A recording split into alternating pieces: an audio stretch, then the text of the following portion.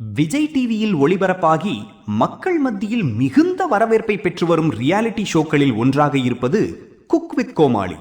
இந்த நிகழ்ச்சியின் 7வது சீசன் கடந்த ஏப்ரல் 4ஆம் தேதி துவங்கியது. ஆரம்பித்த நாள் முதல் இந்த சீசன் கலாட்டாவை விட சர்ச்சைகளால் அதிகம் பேசப்பட்டு வருகிறது.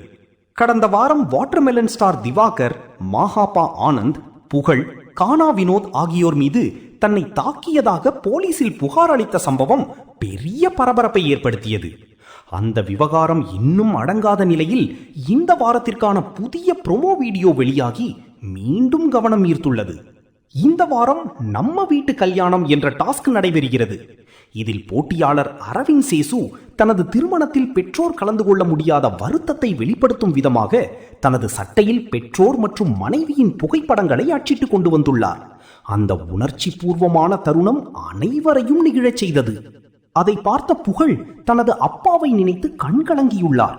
இதே நேரத்தில் நடுவர் ரோஜாவும் உணர்ச்சி வசப்பட்டு, எனக்கு என் அப்பாவை ரொம்ப பிடிக்கும், ஆனால் அவர் என் கல்யாணத்தை பார்க்கவே இல்லை, அதனால் அப்பாவை பற்றி பேசினாலே எனக்கு அழுகை வந்துவிடும் என்று கண்ணீருடன் பகிர்ந்து கொண்டார்.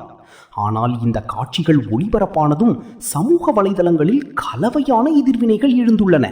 ரோஜாவின் அழுகை இயல்பாக இல்லாமல் சற்று நடிப்பது போல இருக்கிறது என்றும், விஜய் டிவி நிகழ்ச்சிகள் தற்போது டிஆர்பிக்காக அழுகாட்சி சீரியல் மாதிரி மாறிவிட்டதாகவும் சிலர் விமர்சித்து வருகின்றனர்.